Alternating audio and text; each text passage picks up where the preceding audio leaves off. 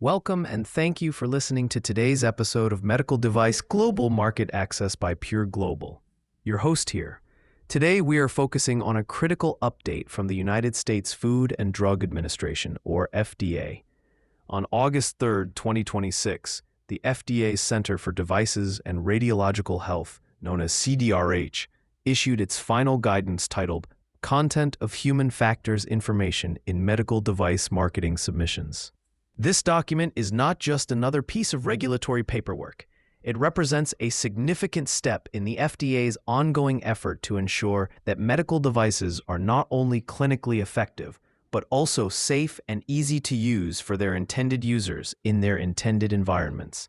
The core purpose of this guidance is to clarify the FDA's expectations for human factors and usability engineering data in pre-market submissions. For years, the FDA has emphasized the importance of human factors in preventing use errors that can lead to patient harm. This final guidance consolidates and formalizes those expectations, providing a clearer roadmap for manufacturers.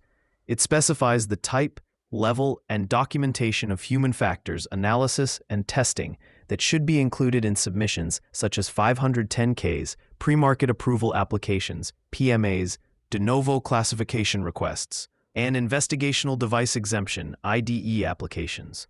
So what exactly is the FDA looking for? The guidance outlines three main components of a comprehensive human factors engineering or HFE report. First, a description of the device's user interface. This goes beyond simple screenshots. It includes all points of interaction, from physical buttons and screens to instructions for use in packaging. Second, a summary of the known use-related problems associated with the device type. This requires manufacturers to conduct a thorough review of literature, complaint data, and other sources to understand historical risks. Third, and most critically, a detailed summary of the HFE analyses and tests performed during the device's development. This includes formative evaluations conducted early in the design process and the final summative or validation testing, which demonstrates the final device design is safe and effective for its intended users. This guidance directly impacts any medical device manufacturer planning to submit a marketing application to the FDA. The level of detail required will be commensurate with the risk of the device. For example, a complex life-sustaining device submitted under a PMA will require a more extensive HFE report than a low-risk device submitted through a 510(k). However, the principles apply across the board. The FDA is making it clear that usability is not an afterthought. It is an integral part of device safety and effectiveness that must be systematically addressed and documented. Given this finalized guidance, what practical steps should regulatory and product development teams take?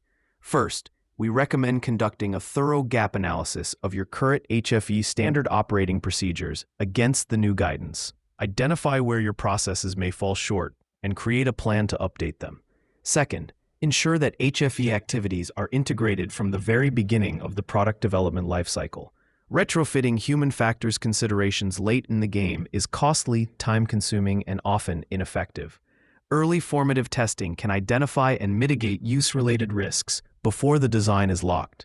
Third, prepare your submission documentation with the reviewer in mind. The guidance provides a recommended structure for the HFE report. Following this structure will make it easier for FDA reviewers to find the information they need, potentially streamlining the review process and reducing requests for additional information. Finally, document everything meticulously. Your HFE report should tell a clear and compelling story of how you identified users, use environments, and use-related risks, and how you designed and tested the device to mitigate those risks. The FDA's focus on human factors is here to stay, and this 2026 guidance solidifies its importance in the pre-market review process. Proactively adopting these principles will not only facilitate a smoother regulatory submission, but will ultimately result in safer and more effective medical devices for patients and healthcare providers. If your team needs assistance navigating these new requirements or preparing a robust technical dossier for the US market or any other global jurisdiction, we invite you to check out Pure Global. We specialize in helping medtech companies achieve and maintain global market access. For more resources, including our free AI-powered regulatory tools and device database, please check the links in the description. Thank you for listening, and we'll see you next time.